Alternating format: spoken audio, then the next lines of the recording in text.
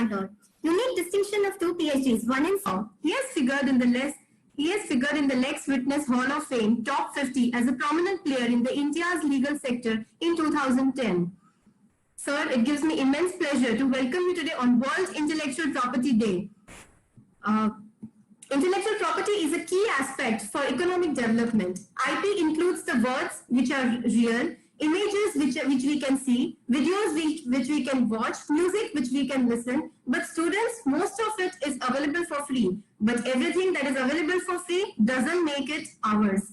So we can build our own dreams, or else we can hire others to build. So I think IP gives us that right to build our own dreams. Students, through hard work and education, we can deliver a strong economy and opportunity for all. And I think today's speaker is the best example for that. I also welcome Dr. Sujata Patil, Principal of Law at Navrachana University. Ma'am, would you like to say a few words? I request you to say a few words. Yeah, good day to one and all. First, I take this opportunity to welcome Dr. Anindya sir. Welcome to this webinar today. And also, I wish that today, let us all celebrate this IP Day, Intellectual Property Day.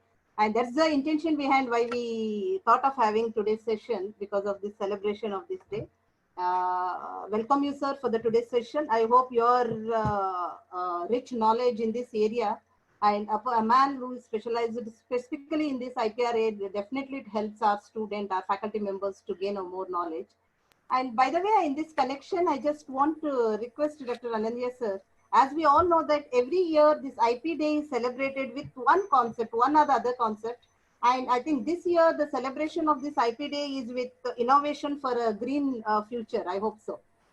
Could you throw some light pertaining to this innovation of green future, Anindya sir? Good morning, everybody. Thank you both madams for a wonderful introduction. You people have been really nice to me. And I also thank Professor Sujata for inviting me for today's occasion. So first of all, I should start by saying greetings of World IP Day. See, every year, April 26th is celebrated as World Intellectual Property Day, where thousands of people around the globe, they celebrate this day to encourage innovation and creativity. Now, why April 26th? Why not any other? Today, you have a day for everything. So why April 26th was selected for World IP Day? Because it coincides with the date in which the convention which established the WIPO came into force way back in 1970. Okay. And it may surprise you that it was back in 1999, sometime in August, the Chinese delegation to the WIPO made a request or proposed for the adoption of a World IP. Okay. And the event was consumed and agreed upon in 2000, where WIPO said that we should celebrate World IP Day to raise awareness on patents, copyright, trademarks, etc. on our daily life. And also to encourage creativity, innovation among creators, innovators, and other developments of society. So every year, World IP Day has a theme. The first World IP Day was in 2001, and the theme of the first year was creating a future today. So it's almost 20 years now. In 2020, we are celebrating the theme, Innovation for a Green Future.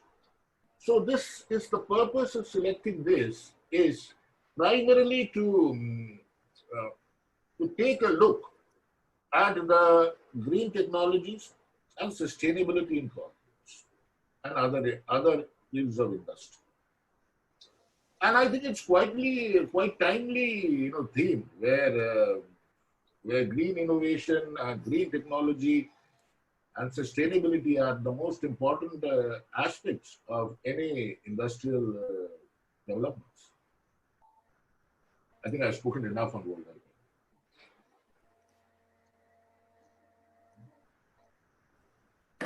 We are really honored to have you on World Intellectual Property Day. And sir, our students are very good to know about intellectual property, their career prospects in intellectual property rights, and more about patents, trademark, and how they can become patent attorney. I think there are some special qualifications to become patent, we have a lot of students with science backgrounds, so they were really interested to know, since IPR is booming and it is the future of India. Now the awareness is increasing everywhere. Even the smallest of manufacturer industry wants their logo, their symbol, trademark, and they want to get everything copyright and trademark. So since IPR awareness is increasing, sir, we would like you to guide our students.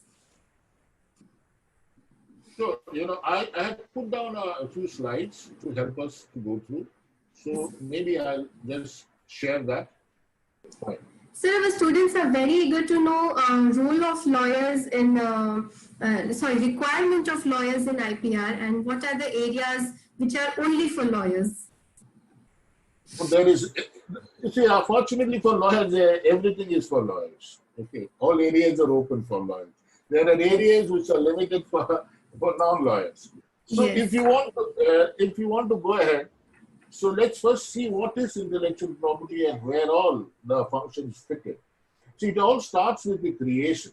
Okay, creation of something which we call intellectual property.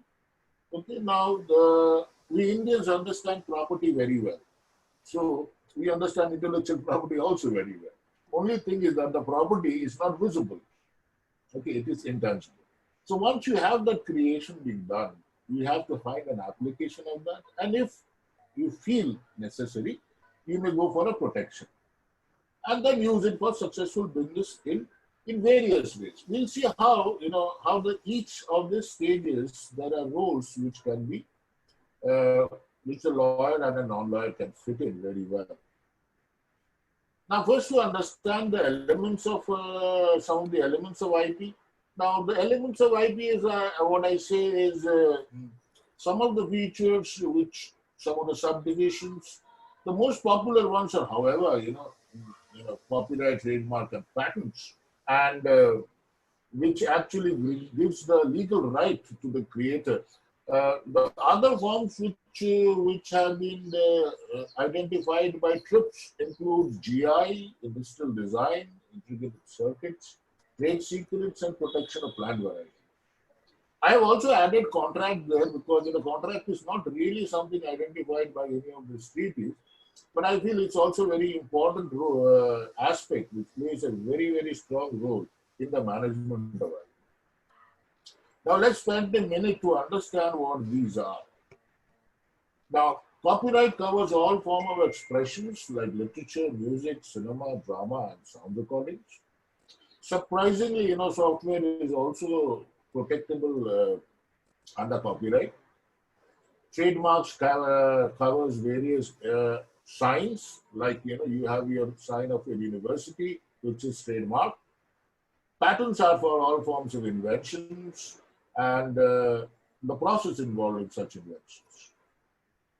The lesser known or the lesser used form elements of IP include geographical indications, where we have the names of products which indicate from where they come, the origin. And because they have a certain origin, there is a certain expectation of quality on those products, which the consumer may expect. Examples of such will be, like the Darjeeling tea, or the French champagne, or the Roquefort cheese, many more. Industrial design covers the elements which is an appeal to the eye. If you are drinking water in a bottle or you are using a fountain pen, the design of it, which appeals to your eye, can be also protected by design registration. Integrated circuits are designs which cover the functionalities of various chips. Trade secrets are your actual secrets, confidential information, which is employed to develop a product or to carry out a service. Protection of plant varieties is given for, protection of seeds which are asexually produced. And of course, contracts, are the legal binding agreement, which help us to enforce any of our agreed terms as per the existing law. Now, this is what the complete IP cycle looks like. Now, it's a crowded slide. On your left, you see the IP generators. These are the various research laboratories. It may be a government laboratory, it may be a company, it may be an individual inventor. And on your right, you see the ones who use them. The company can also use them. It can be sold. Okay, it can start a new venture. So once Edge IP generator or a lab generates some IP, they may choose to use it for production and may be successful in the business cycle. Or if they may ignore it, then it's lost forever.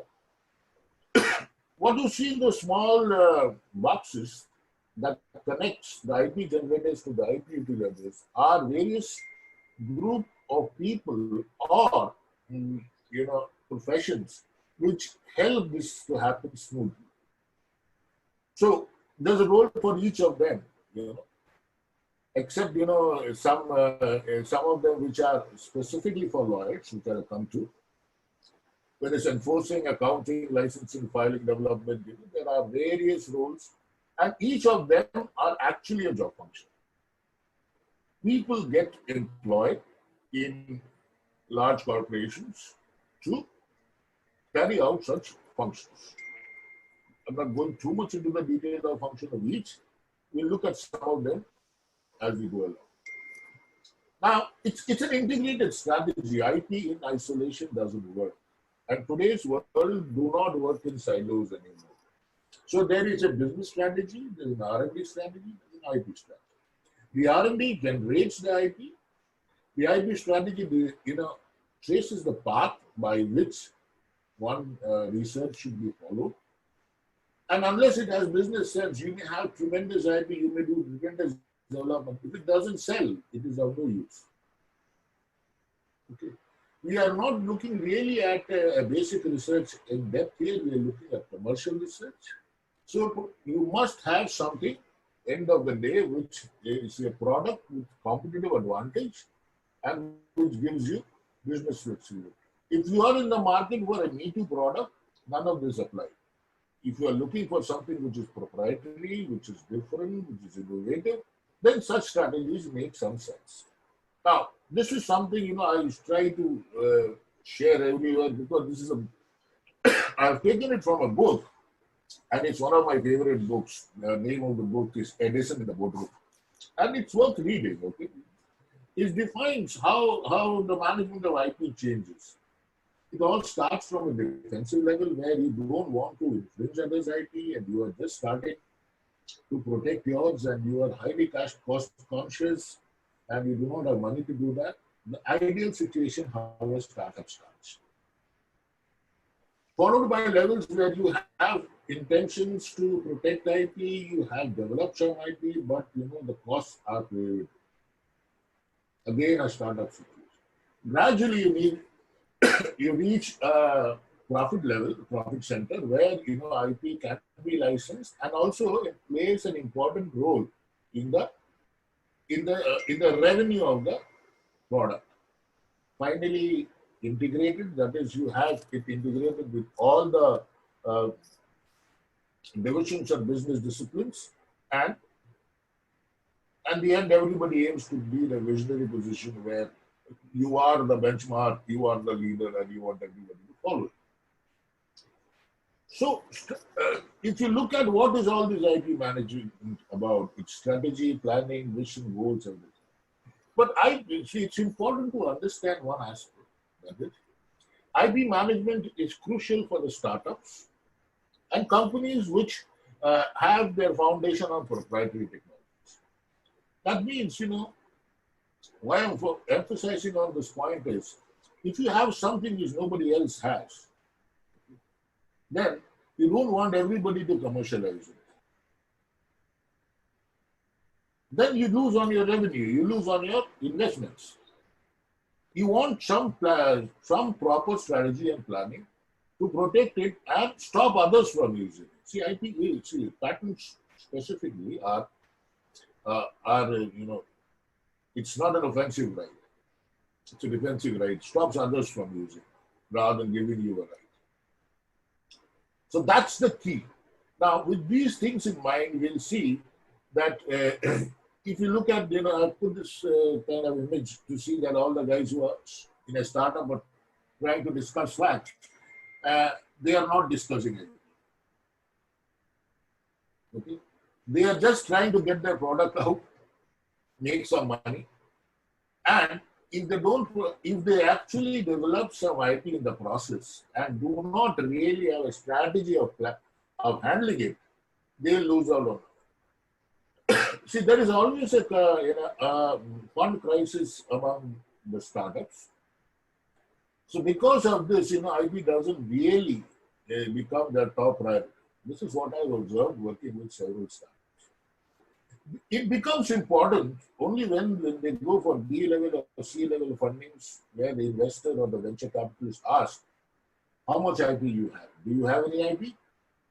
And that's the time, many of them wake up and want to register IP in the next 48 hours, which is extremely difficult to do.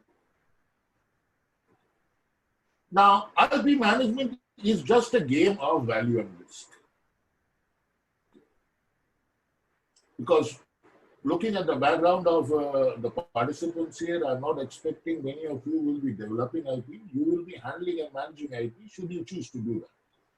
So the management is a game of value and risk. You have to maximize the value, maximize the brand, and you have to minimize the risk. So maximization of value and minimization of risk is what makes this game happen. Okay. What I mean minimization of risk, you see that you are not, you have near zero violation.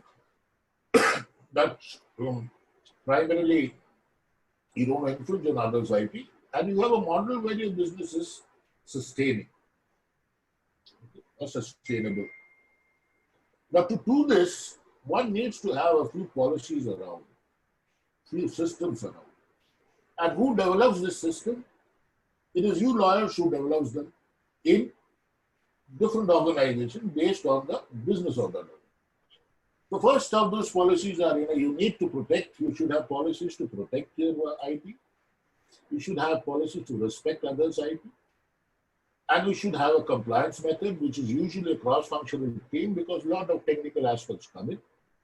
And it is best overseen by senior management because this works best by a top-down model rather than a bottom-up model. Confidentiality is very important. You restrict access to your information, your findings, your IP. You have proper employee-employer agreements. Security is important, both physical, computer and network. Risk assessment must be done on a regular basis. You have mitigation plans and of course training at appropriate level as per requirement. You can even choose for specialized training. You keep a monitoring system there which helps to establish and operate and incorporate the previous experiences. There should be improvement tracking measures, and not that there is never going to be an error or a fault. You should have both corrective and preventive measures to handle that.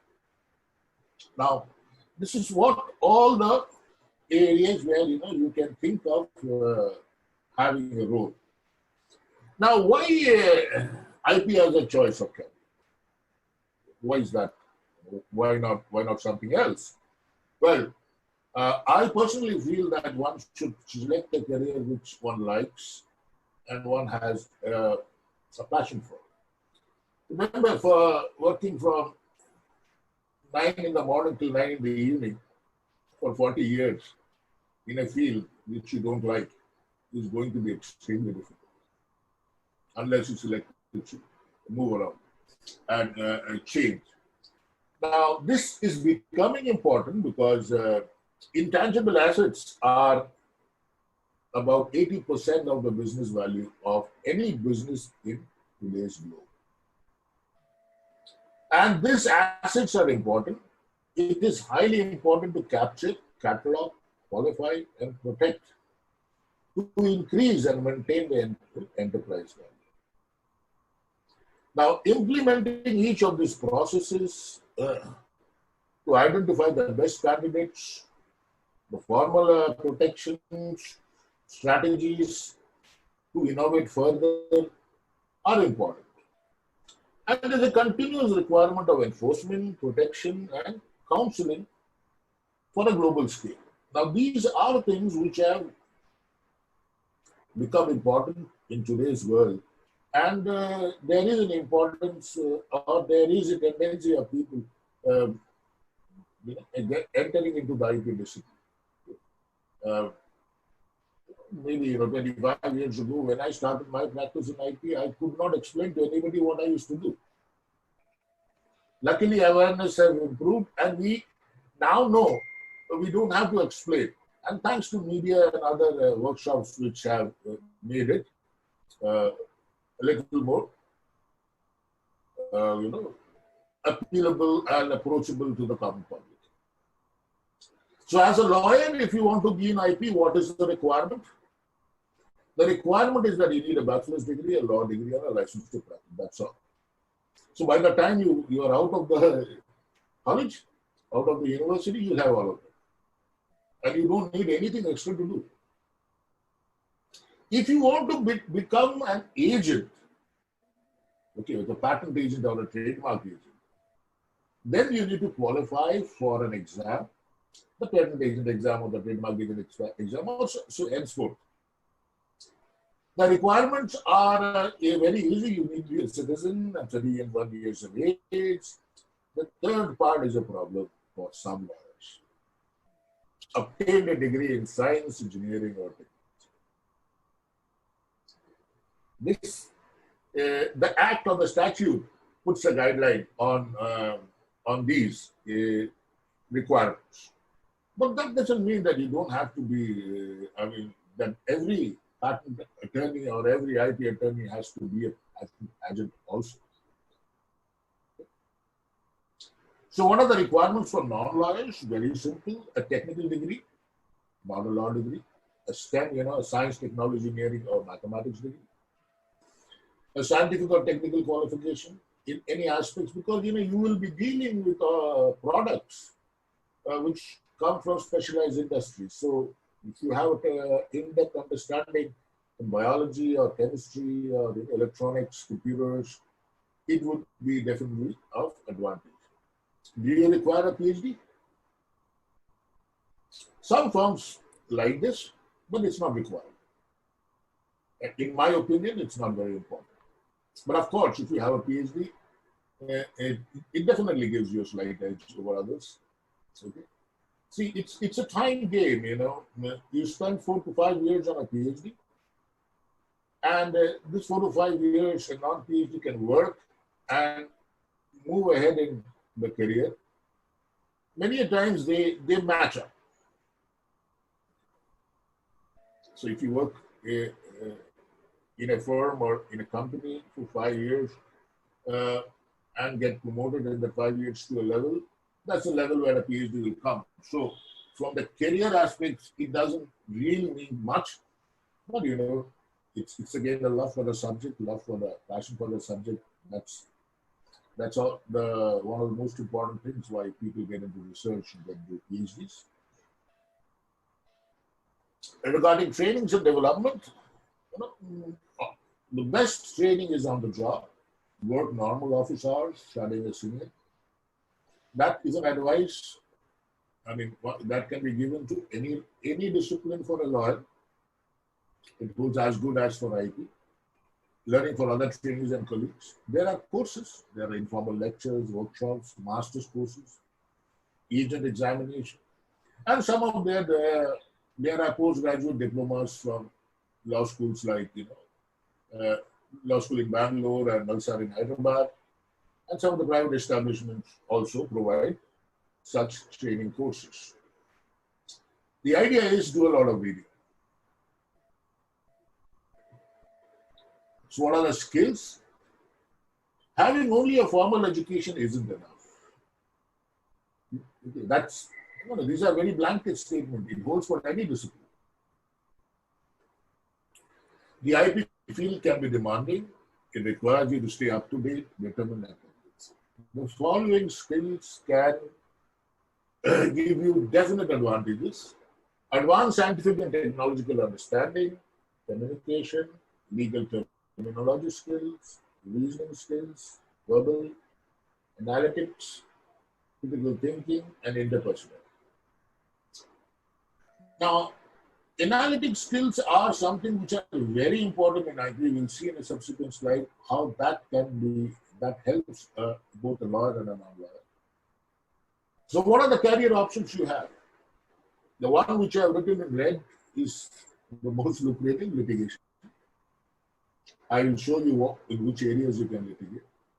Now, when I say litigation, that's one area only for lawyers. As per the Bar Council, you have a privilege to be only there in this discipline. A non-lawyer cannot get into this. However, the other practices which are there are open to both lawyers and non-lawyers. There is no demarcation. So non-lawyers can get into other fields, but not litigation. So you can be in private practice, work with clients. You can progress from a salaried partner to an equity partner. There's always a debate among lawyers coming out from law schools that should I join a small firm or a large firm? It is dependent on what role you are going to play in the firm and what are going to be your learnings. It's not a small firm or a large firm. In the beginning of a period, a few thousand rupees salary doesn't make a difference in the long run. You can work in industry, you can work with the internal inventors, work more with the management and play a strategic role. You may be in licensing or agreement related work. You can also become an IP examiner with the government. There are several paralegal positions. There is, you can also look for academics and research, and which is currently one of my most enjoyable areas, academics and research. And you can also look for consulting. That's something which I right now do for a living. So what are the employment areas? It's industry. So it can be anything which is computer software or biotechnology, educational institutes, pharma, healthcare, films, music, publishing, government offices, and you can also become an independent doctor. Today, if you see, there's a large section of IP practice in the entertainment industry. Okay. When I say entertainment industry, I mean the music, the movies, and television usage has increased so much. It's such a high number of channels that today it is a booming practice. And we are all aware that in spite of having a high creativity in this area, there is no dearth of copy. There is no dearth of plagiarism. So this entertainment industry is now having a lot of need for IP lawyers. Now, if you are in IP litigation, what would be you doing? You will be fighting or assisting cases of infringement.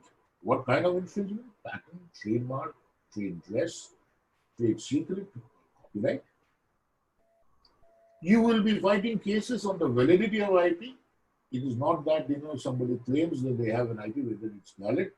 Very, very common in patents. There are a lot of cases happening almost regularly where many granted patents finally are proven to be invalid.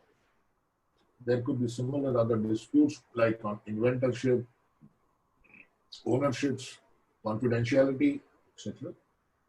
Or breach of confidentiality rather. Or right of publicity. Today everything gets stored in databases, so database protection and screen scraping are common events. There are a lot of litigation on domain name disputes. There are lot of litigations on data privacy and other security breaches. Now, if you want to be in IP prosecution, these are the areas where one can think of being search and analytics. That is, first of all, to determine, it's called discovery capture. First, to determine whether there is an IP and whether that IP is worth taking forward, worth spending more money. Then you have drafting. Drafting could be of patents or any other forms of IP, drawings for designs and patents, office formality, filing through to the government offices throughout the globe, response to examination report, appear in hearings, oppositions, if there is an opposition for your patent or a trademark, and if you're not happy with the decision of the IP offices, you can appeal to IPAB. IPAB is Intellectual Property Appellate Board. India's IPAB is in Chennai for all forms of IP. And then the fee management, which includes payment of regular fees, renewals, and maintenance. Now, anybody can do, a lawyer or a non-lawyer anybody can do all these functions. What's important is that if you have, if you wish to appear in front of the IP offices or in front of, in front of IPAB, you must be an agent or a patent attorney. Now, the Patent Act got amended.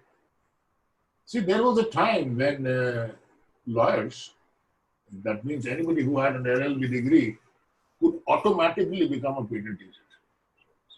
So all the senior old lawyers which you see have taken that privilege and have become patent agents by default. It is only after 2005 that there was an amendment in the Act where they brought in that you must have a technical degree. And now this technical degree can be applies for both lawyers and non-lawyers. So if you want to appear or if you want to sign documents in the sense that all the documents which gets filed, you must be registered with the agent number. Else, everything else is possible. Now, let's look at some of the strategy part.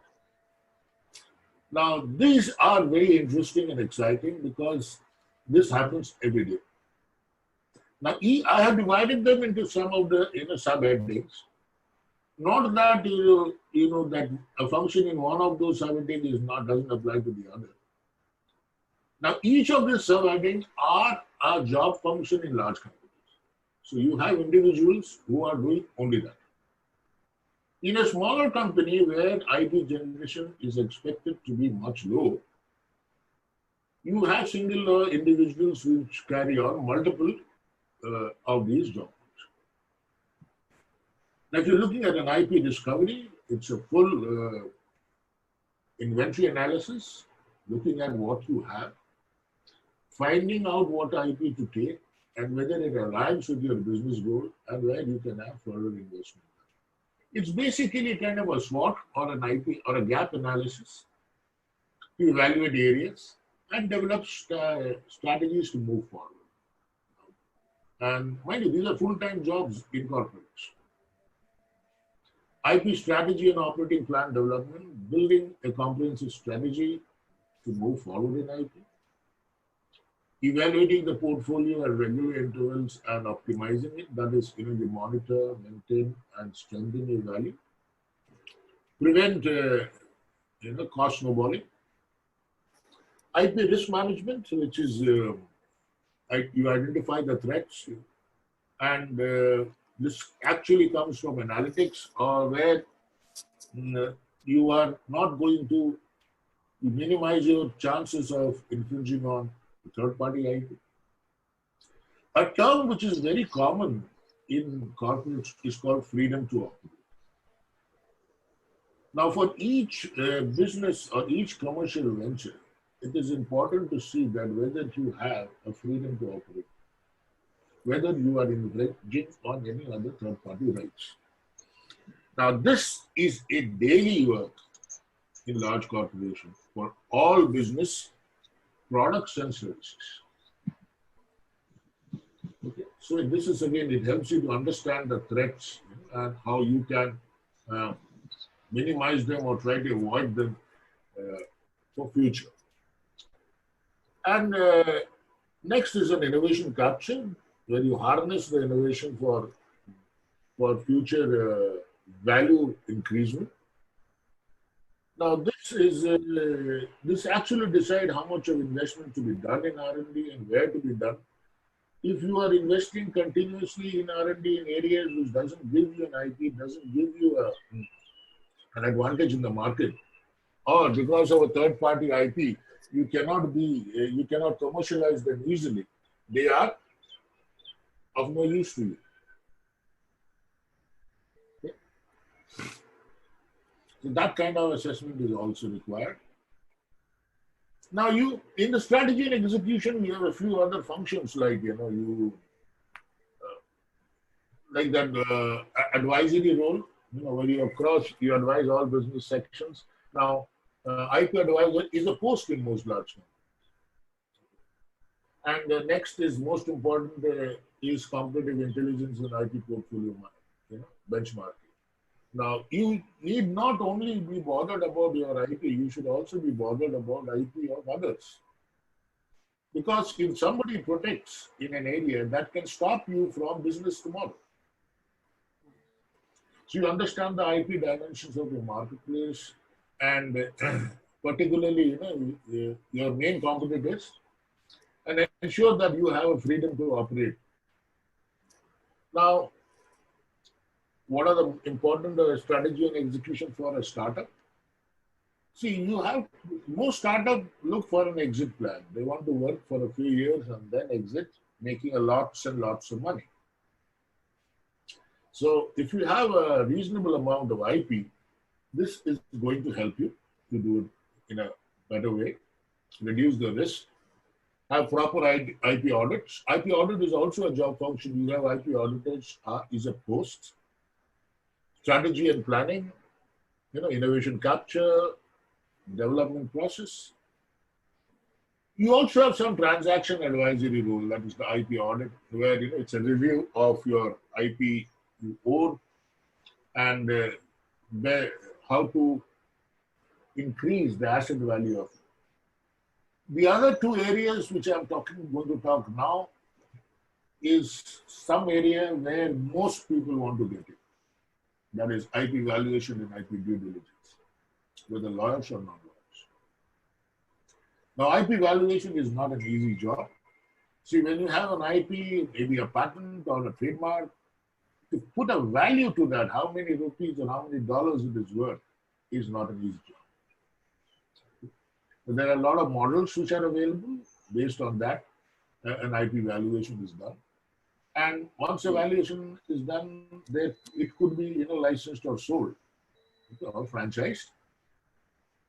IP due diligence is also an area where one tries to do kind of a little more than an audit and find out areas or values which is one could be acquiring or investing.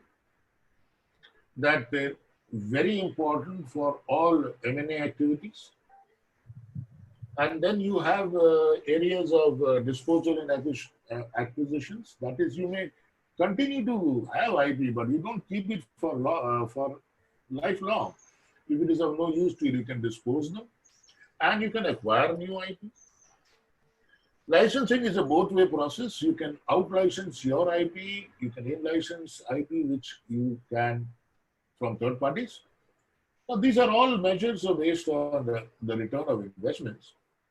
And the most important part, which is followed by most corporates today, is to take a decision between build versus buy. Do you want to buy this IP from somebody, or do you want to build it? And they do a purely a commercial calculation to reach that decision.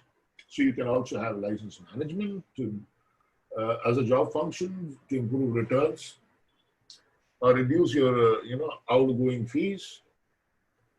IP research and technology scouting, These are areas where you do more of an analytic work and try to utilize that research output to take a decision whether you need to, what should be commercialized at what stage. Then you have IP brokerage, which is ensuring that you get the best price. There are many large firms which do only IP brokerage, and they are billion-dollar companies. Who just doing brokerage the way, you know, when you want to buy a house, but want to take, some real estate for rent. So these are other job functions which are available. Now, I feel, the practice of IP is an exciting area for practice law. And think about it. If you are interested, if you like it, you have a passion for it. Now, that's not only for lawyers. See, for IP management is actually a hidden career for science, engineering, and management graduates, which usually is not the first choice of many of them. Now, if I give you an example of a typical law firm who specializes in IP or an IP firm, of course, you have a lot of lawyers there. You have about 40 to 60% of employees who are not lawyers. So they are not admin staff. Okay? They are technical people who are handling such job functions of IP. Because as technology gets more and more difficult or stronger or complex, you need more specialized people to understand them and to take them forward. Okay? Now, I think I'll stop there. So if there are any questions, I'd love to address them. Yes, sir. So we have few IT professionals attending this webinar today, and they have queries, sir, that they're IT professionals and they would want to pursue IP as a part-time course. So can you suggest some courses for them, sir? See, there are several courses, which are available as, today many institutes, many law schools, many colleges offer courses.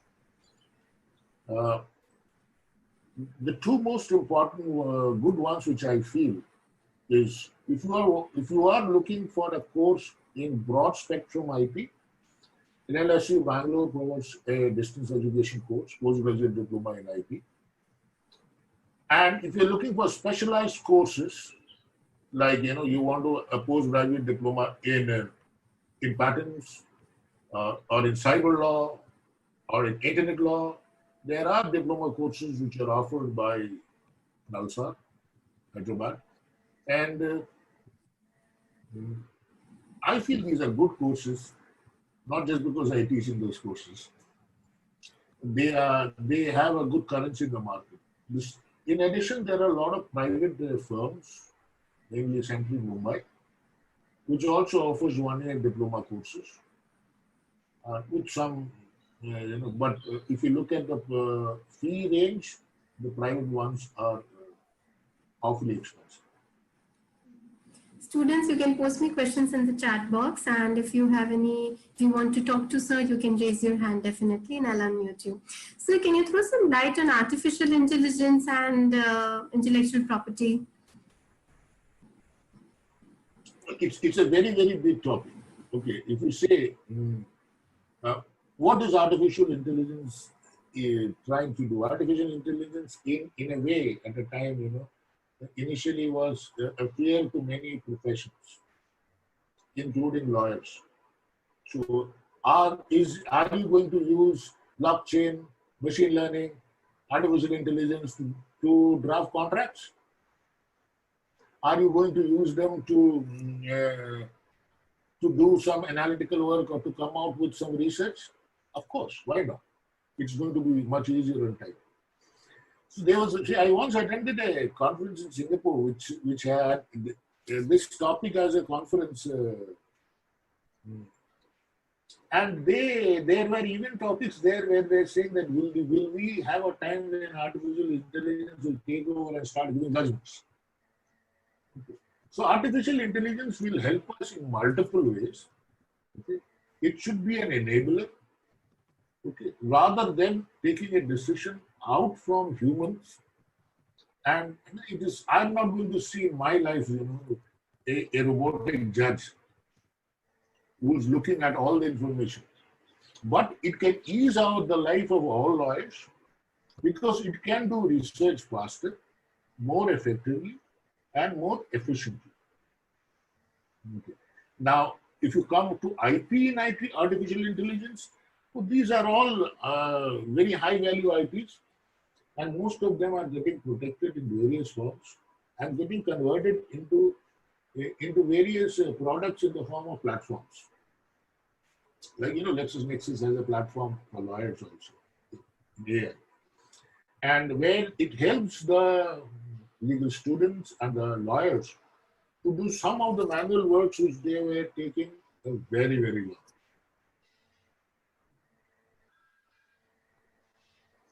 Okay, sir. Okay.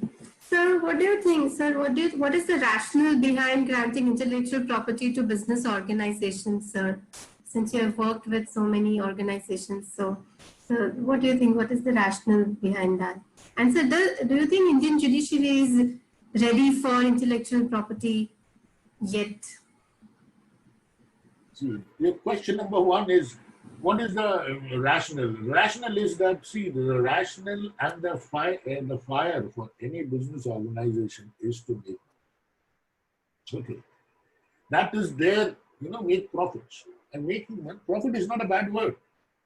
These organizations may have a lot of, CSR activity, but their existence primarily is to make profit or to satisfy the stakeholders, the shareholders. Now, if IP can increase that revenue, it makes sense. IP for the sake of IP, like it happens in certain research labs, where you only beautify your resume by saying that such kind of research is not entertained in Congress. It's not beautifying your resume. It should have a business application. It should align with the goals of the company, and it should definitely give you some advantage of having that IP over your competitors. Then only the company is going to fund for that project. And if you look at big companies, the budgets are very high. I have worked in 2 organizations. I can tell you one. My annual budget for IP was about $1.8 to $2 million. That's a lot of money. And a company is not going to invest that much of money if it's not getting a business output of it. An appreciable. Now the question is Indian judiciary. Yes. Well, Indian judiciary has improved a lot. And we have specialized people, the Patiala High Court, the Delhi courts, Supreme Courts are handling many technical cases, and there is a tendency among some of the judges to improve their. You can't use such words, improve. Judges can't improve. So you actually remind me of in a workshop which we were trying to make some 15 years ago to train judges. And we could not take it. The biggest hurdle was that judges cannot be trained. So instead of a training program, we had to make it an interactive workshop. And there is an appreciable improvement. Like, I don't want to take names of judges who have been really doing well in such cases. Okay? And mostly it is happening centering in and around Delhi. The Delhi High Court, the Patiala Court, and of course Supreme Court also has a lot of good cases. But what's different from other developed countries? If you in the US, where there is 20 to 25 IP litigation filed every day, the difference is that we have very few cases compared to developed countries. We do not have something which we can depend on as case laws. because our system was like that. It's only after 2005 we started product patents in areas of main commercial business. So our cases are less. See, I'm not giving much weight to trademark infringement. That has been there for ages. There's certain tweaking in the trademark and trying to come with a substandard product. But when you look at real technical patent infringements, we are very, very low in numbers. Unless the numbers go up, others will not improve. Anything else? Sir, since your presentation is over, can you stop the screen sharing, sir? And sir, can you throw some light on Design Registration Act, which just came recently in 2000? No, it got amended. It was there earlier also. Design is, see, this is basically, this is what we call industrial design. Okay. Industrial design is something, which is basically a non-functional part and an appeal to the eye.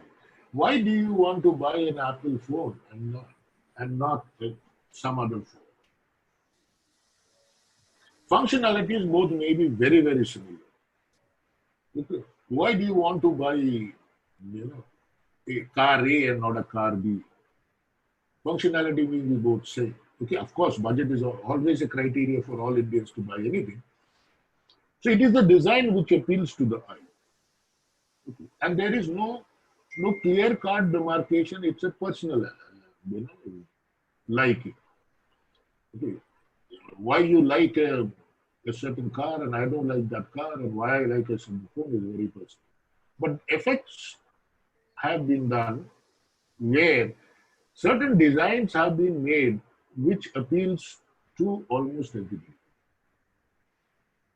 Now these designs are registered according to the Design Act in the design registries. So they are all together, it is, if you go to an IP office, one of the departments is design, like one of the departments is patents. You can proceed with registration of that. Most commonly observed things are, packaged water. If you look at packaged water bottles, each bottle has a different design. Some grooves, some markings on the wall of the bottle. Now, some may have functional aspect of gripping, but it's mainly appeal. So it's on the appeal to the eye. Okay.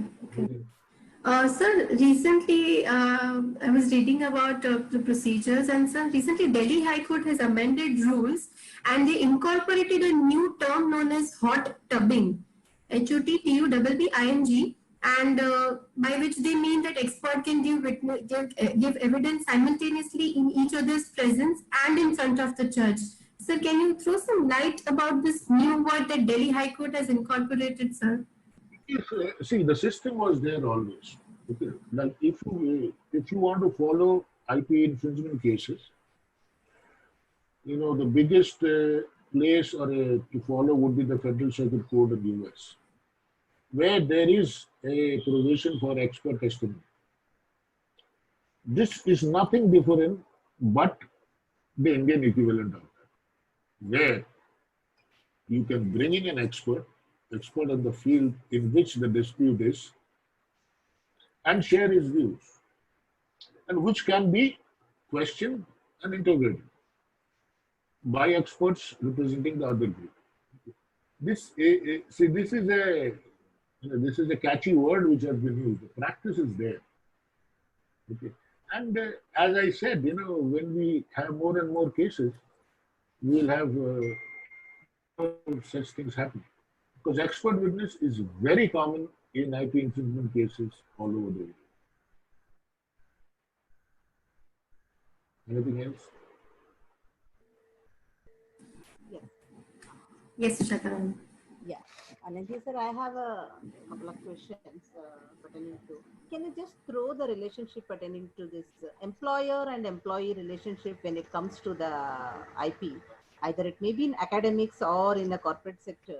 If an employee come out with a kind of what are the creative work, if it may be related to the copyright, or if he come out with a research work which is related to the patent, so what kind of relationship need to be entered and how we need to protect the interest of an employee in this connection? Can you just throw a light? See, if you look at academics and if you look at corporates, see, corporates are well versed in this. Yeah. Academic point of view, could you please share me? See, I will just said a few things about corporates. Maybe some of them can be incorporated in accounts. Yeah. See, the moment you enter into a job, there's an employer-employer agreement. Absolutely. Okay. In that employer-employer agreement, there is a section on IP where it is clearly stated the use of any company resource, company time, and company ideas. If it results in any IP, the owner is the company. Okay. Now, in academics, we are not so strict because, people write books, people come out with inventions. Research paper. But yeah, research papers. See, research papers are anyway papers which are which are not IPs actually, in the sense of commercial IP. A technical, scientifically, if the research is No, you can only have a copyright over it. No, patentability. I hope so. No, if the work. Then you have to file a patent. Okay. Unless you have a patent, you don't have it written. So in the research paper, you have only copyright. Okay. In this way, I would suggest the best thing to follow is what CSIR does. See, Council of Scientific and Industrial Research, the Ministry of Science, they've got 43 labs all over the country. Right. So they have a royalty sharing system. Okay. CSIR currently follows 60-40. If it is commercialized, 60% goes to the creator, 40% goes to the institute. Now, whether you have to stick to 60-40, whether you want to do 50-50, it is your decision. Okay. It all negotiation between employer and employee. No. You should have a policy. Oh, we should have a first policy. Fine. Okay. You should have a policy that whenever such situation comes and something is commercialized, this is how the revenue is going to be shared.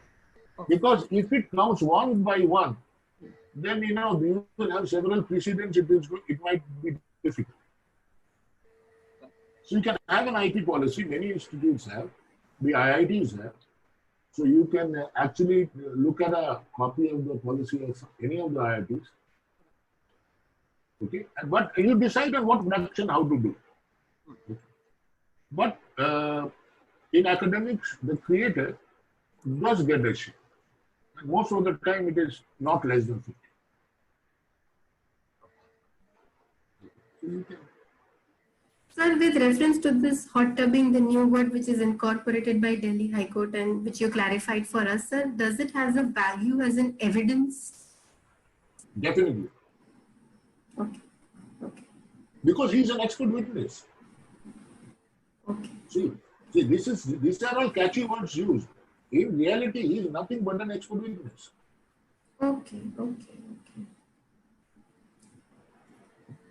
The one more question I just want to put forth, the pertaining to the present scenario, what we are noticing, this pandemic, COVID-19, and if you notice, the couple of people are holding the patent pertaining to the mask, ventilator, or different accessories which is related for now, very, very essential in the market. What do you say in this connection pertaining to the patent holder? See, it is their wish. They have the right.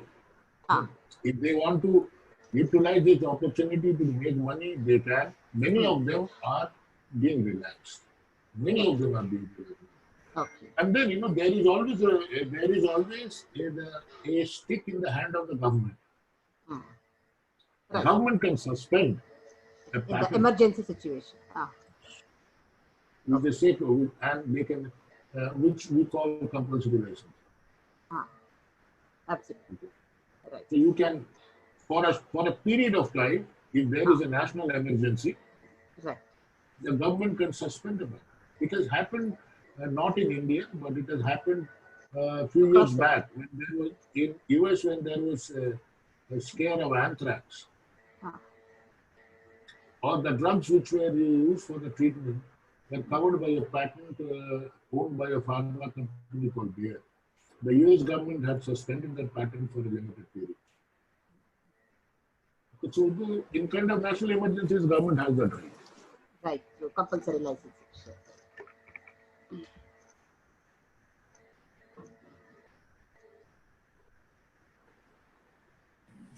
Okay.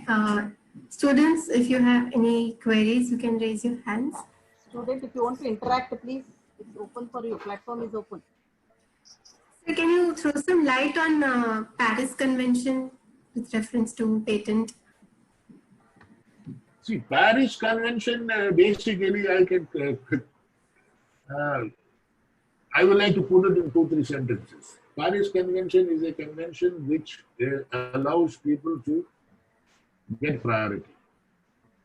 Okay. Paris Convention says that, see, suppose you are filing for a patent today in India, and you want to file it in 20 countries, correct? And you cannot file all of them together at the same time. So you file today in India and tomorrow in Germany. So your Indian patent can become a prior art for your German patent because it has been filed earlier. To take care of this, the major crux of the Paris Convention is here that you are given a priority period of 12 months. So if I file a patent today in India, in the next 12 months, I filed in any other countries which are member to the Paris Convention, it will be treated in those countries as if it has been filed today. So that's the basic crux of Paris Convention. Of course, but it has many articles, and so there are many ways of means and mechanisms of doing it. But the purpose and the idea is this. I think, sir, you have perfectly summarized it. Sir, if I register a trademark for a period of 10 years and after 10 years the period gets expired, so will somebody else be allowed to use the trademark as soon as it expires? Sir, isn't that disadvantageous for the consumer who can be deceived? First of all, trademarks never expire. Okay. So every 10 years you keep on paying fees. It's due for renewal. Yes. It is not like patents that 20 years over and out. The next day people can use your patented stuff. Trademarks is lifelong. See, in India it is the renewal is every 10 years. But what if a consumer fails to renew? See, it then comes of a wonderful concept of well-known trademarks. Okay. See, if it's a well-known, nobody can use it in any field. Okay. There are a bunch of case laws on it. Now, there is a provision of restoration of this, okay, with a fee. I'm not very sure, I think it is 6 months. Okay. Where you can go for a restoration. Otherwise, usually trademarks which are earning a lot of money for the company, they are renewed. That's why these are job functions of an individual. You remember I mentioned that fees, maintenance, and renewals. Forget the trademark. First of all, he loses his job. Correct. Anything else? Students, you can raise your hands if you want to talk to sir.